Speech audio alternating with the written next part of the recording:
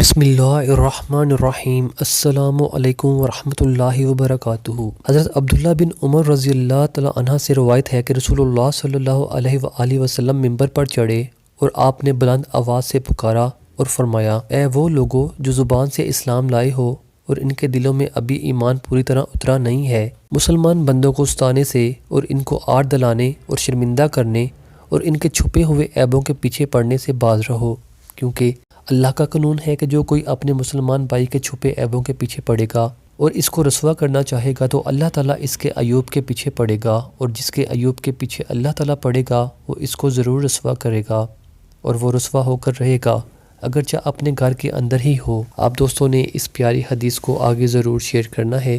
اچھی بات پھیلانا صدقہ جاریہ ہے۔ اللہ پاک آپ کو آسانیاں عطا فرمائے اور آسانیاں تقسیم کرنے کا شرف عطا فرمائے، آمین۔ السلام علیکم ورحمۃ اللہ وبرکاتہ۔